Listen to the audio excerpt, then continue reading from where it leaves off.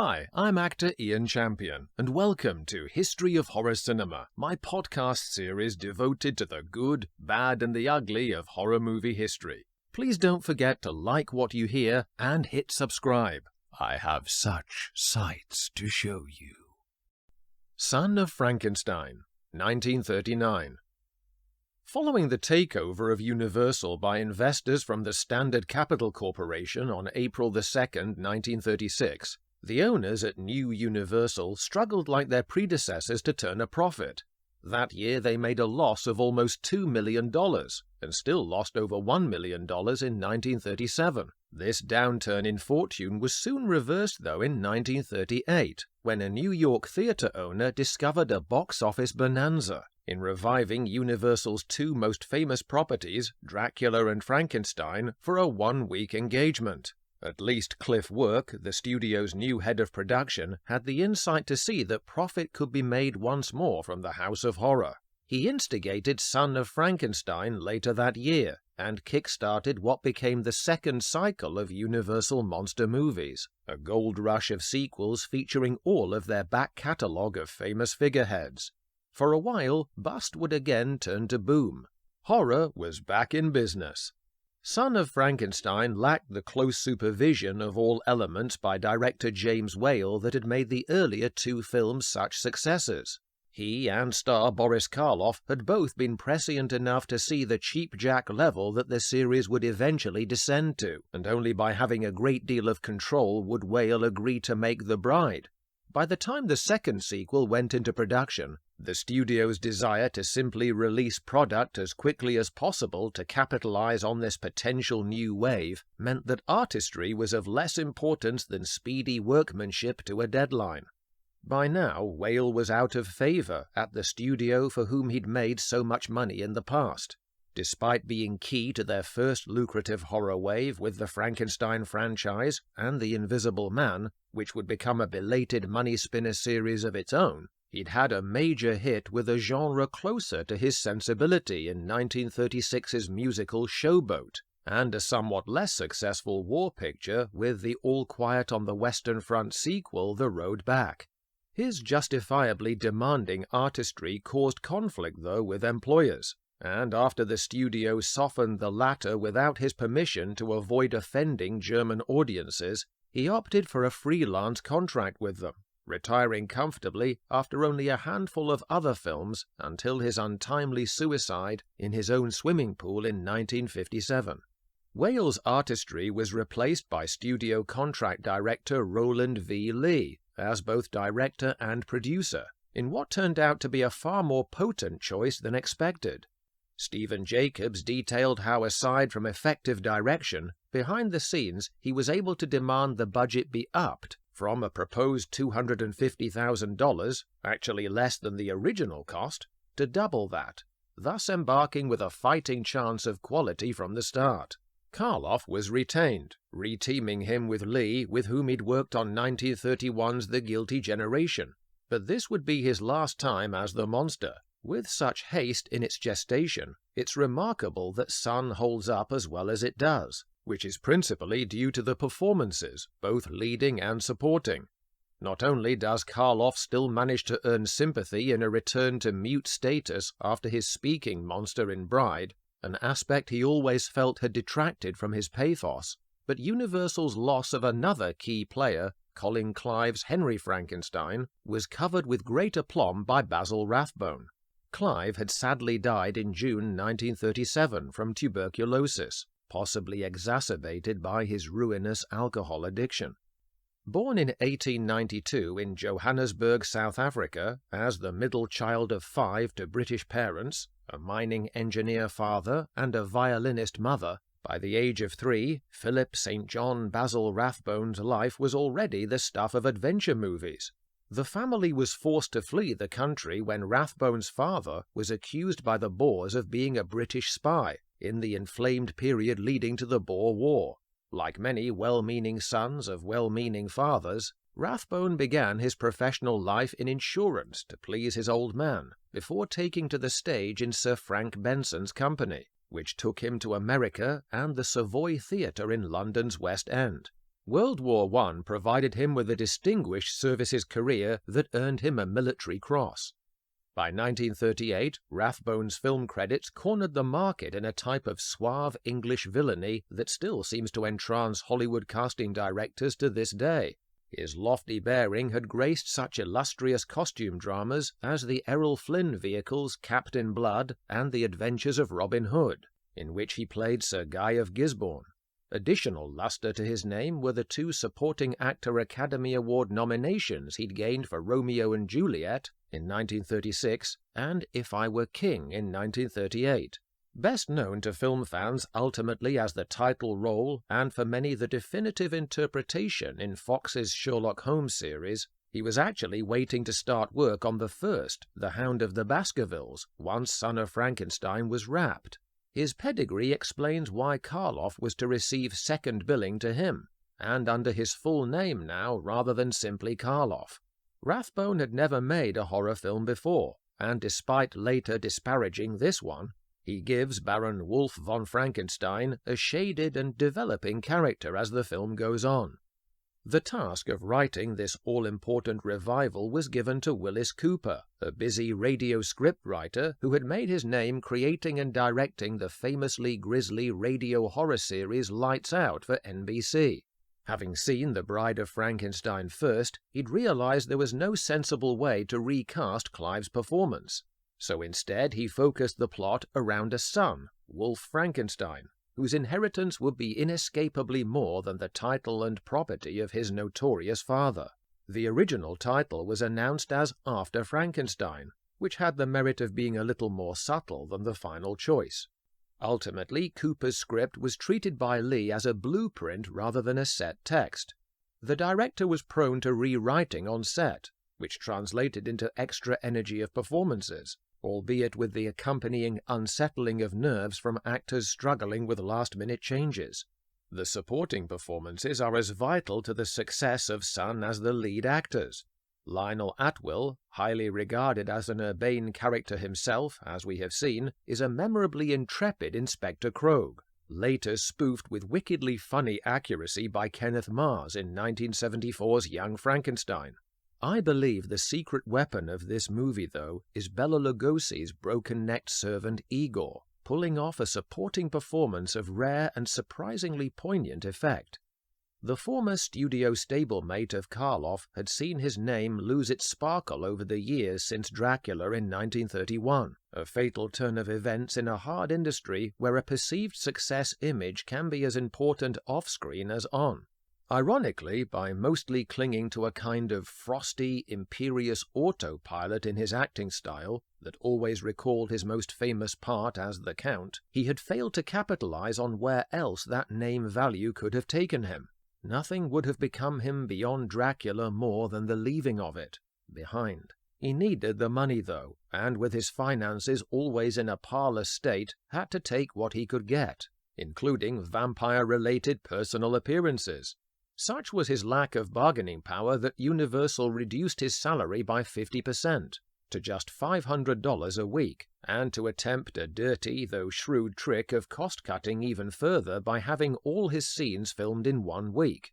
Happily, director Lee once more proved a champion by in turn pulling the fast one of contriving Lugosi's services to be needed across the entire shooting schedule. However, there were glimmers of the real actor beneath the endless regurgitations of caped, glowering faux bloodsuckers and scientists.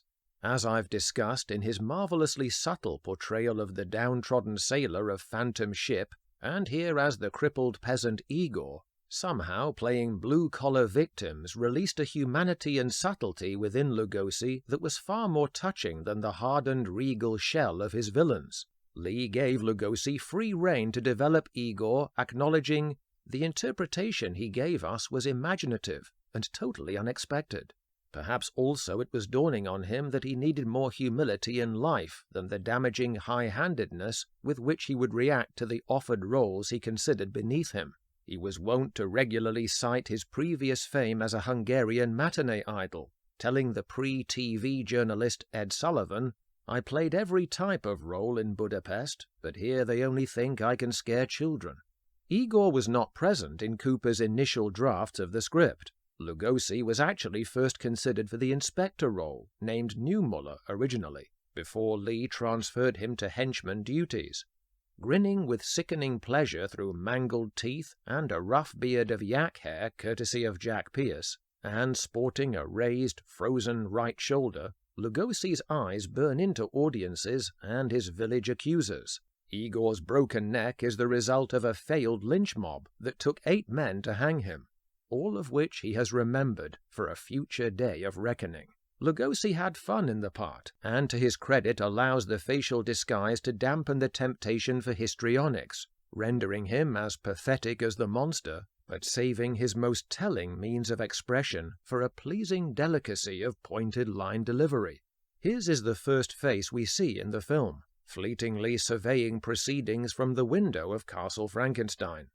One of the major themes of Son of Frankenstein, that of manifest familial destiny, emerges almost immediately. The old town of Frankenstein's counselors, led by the Burgermeister, Lawrence Grant, hotly debate the imminent arrival of Baron Wolf von Frankenstein, who will take over his infamous father's castle. Inspector Krogh coolly looks on while the burghers are forced to accept their leader's decision to hand over to the son what may be the means of reliving the nightmare caused by his father. The old Baron Frankenstein gave me this chest of papers to deliver to his son, and deliver it I shall. We switch to the Frankenstein family on the incoming train, and what a beguilingly wholesome and modern family they are to plunge into this touchy time warp. Rathbone's Wolf and his wife Elsa, Josephine Hutchinson, are clearly a loving couple with a healthy sense of humor. "Not much like America, is it?" remarks Wolf, as the rainy, bleak landscape goes by. In tow is their personable 4-year-old son Peter, Donnie Dunnigan, a ringleted male Shirley Temple of cheeky insouciance. They are met by a huge turnout of the villagers, yet soon disabused of any pretense to being welcomed.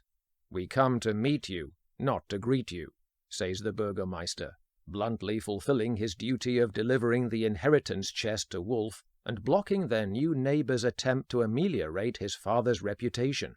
The new Baron's innate confidence brushes off this hostile reception. Greeted better by their staff, Butler Benson and housekeeper Amelia, Edgar Norton and Emma Dunn, he even sees the potential medieval charm in their cavernous new home of Castle Frankenstein. What we observe is a marvelously spooky expressionist set, courtesy of supervising art director Jack Otterson, whose decorative design work adorned parts of the Empire State Building, and would go on to include other Universal horror films and the Sherlock Holmes sequels. There's a subtle sense of unease in the off-kilter shadows thrown across the sparse furnishings. Look out as well for the carved wild boar heads looming over either side of the family dining table as they eat. If that doesn't hint at impending danger, Amelia decodes the strange bed positions with the famous omen, "If the house is filled with dread, place the beds at head to head." It is when Wolf reads the old Baron's letter bequeathing his research that we see Rathbone's skillful performance begin to change shade. His breezy bonhomie and the naive candle held for his father's innocence darkens as he becomes seduced by the forbidden fruit of knowledge tantalizingly dangled before him. Baron Henry was indeed guilty of the blasphemous arrogance that revived uncontrollable life from the dead, misunderstood, vulnerable, then hounded into homicidal rage, and offers his son the drug dealer's hook that now Wolf has the means to improve Daddy's design. I quote, "If you, like me, burn with the irresistible desire to penetrate the unknown, carry on. The path is cruel and tortuous. Carry on. I put secret after truth. You will be hated, blasphemed, and condemned. You have inherited the fortune of the Frankensteins. I trust you will not inherit their fate." Surely this well-balanced, compassionate chap would reject such a ghastly, irresponsible inheritance, but he is a Frankenstein, and that perverse reverse psychology calls to him down the bloodline. No one leaves this family business. His fate, and once again that of the townsfolk, is sealed. As if listening in, Inspector Krogh makes a timely appearance, offsetting the earlier coldness of the local councillors with a decent man's sincere desire to be of assistance, after warning Wolf that his family is in danger of villager vigilantism if they ever suspect him of continuing his father's work. Krogh admirably controls any desire for retribution he has, considering the monster ripped off his arm. One does not easily forget, Herr Baron, an arm torn out by the roots. He also informs Wolf of a series of unexplained murders, whereby the victims' hearts burst and all feature discoloration at the brain base. Even this doesn't perturb the Baron. "Why should we fear anything?" he blithely asks his wife in private. "We know only too well how powerful the genetic tractor beam is pulling Wolf to his father's laboratory, hidden away on a hilltop next to a splendid indoor sulphurous pit of mud bubbling away." Here Igor makes his presence known, and delivers a beautifully judged speech recounting his punishment at the hands of the townsfolk for body snatching. "They broke my neck. They said I was dead. Then they cut me down. They threw me in here long ago. They wouldn't bury me in holy place like churchyard, because I stole bodies, they said. So Igor is dead. Nobody can mend Igor's neck. It's all right." The past pain capped by the resignation in that final line is heartbreaking, and probably represents the finest moments of Lugosi's film work.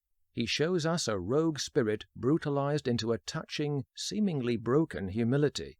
Igor's competitor for the violins, though, is the monster, who shocks Wolf with his belated appearance lying injured on a slab. Igor soothes the encounter by perversely bridging a thematic connection between Wolf and the monster, as the unlikeliest of brothers. Henry is, in a real sense, father to them both, giving a second life to the monster as much as the first to his biological son. Igor extends the notion in pointing out the bizarre actual co-creator of the monster. His mother was lightning. Ironic in that the same natural life force that revived him also struck him into near catatonia since. As they share the same paternity, Wolf is arguably now his brother's keeper, a legacy burden of responsibility that locks him into a fated path as an even more modern Prometheus than the old Baron of Shelley's novel. To emphasize his determination, he corrects the villagers' disrespectful burial plate on Henry's coffin from maker of monsters to maker of men. Such is Wolf's scientific modernity that for the first time we understand the superhuman intricacies within the monster. Blood cells that battle each other as separate entities, and a heart rate of over 250 beats a minute. Even more impressive when we discover this is in spite of 2 bullets being lodged there. Despite Wolf's newfangled education, the secret of the monster's unearthly physicality seemed to be the nebulous-sounding cosmic rays, which probably aren't part of a medical student's syllabus. The locals don't need to be in the laboratory to sense that a slumbering beast of infernal danger has been awoken. Igor is interrogated by Krogh and the committee about what may be going on at the castle. He gloats at the dark absurdity behind their threatened rehanging of him for non-compliance. As if the Grim Reaper operates as his defense counsel, he knows what rough justice is befalling each of his original executors. They die dead. I die alive. The theme of death is ever present. Just as persistent on the case is the good inspector, whose detective instincts are further heightened when young Peter mentions being visited in his room by a giant. Before Krogh can act on his hunches, we witness a touching sequence where the newly revived monster sees himself in the mirror. Karloff's gentle humanity characteristically comes through the elaborate make-up and sheepskin-bedecked costume. Though the actor is somewhat more well-fed than the lean and hungry actor who first inhabited the role, there is real pathos in his childlike confusion and fear at seeing his own monstrous reflection, and being rendered mute again makes his inability to communicate that vulnerability even more touching. The monster's stepbrother, however, has lost touch with his own humanity. Wolf is now fully seduced by the dark side, his natural confidence inflated into omnipotence by the same god complex fatally aroused within his father. He will bend the laws of nature and others to his will, My problem is how to make Igor obey me, he muses. A Machiavellian sentiment unrecognizable from the benign chap we saw at the start. As the villagers gather outside the castle for the obligatory storming, we focus on a marvellous scene of actorly duelling between Atwill and Rathbone as Krogh attempts to crack Wolf's mask of innocence over a darts match. The darts serve as little rapiers of venom exchanged by each combatant, amplified by their thrust and parry of verbal attack and defence. Atwill delivers his blows with steely composure to Rathbone, who deflects them with a suitable mounting nerviness. Admittedly, this scene is hard to watch without referencing the hilarious parody version in the aforementioned Young Frankenstein, where Kenneth Mars and Gene Wilder take the situation to gleefully inventive sight gag levels. Meanwhile, Igor has been using the monster as a weapon of his own. Far from the resigned victim figure he appears, he has been a shadowy assassin of retribution, aiming the creature at those committee members who tried to hang him, and adding the interfering Benson to the death toll. Even that most innocent of all protagonists, the monster, loses control to ruthless desire, much like his stepbrother.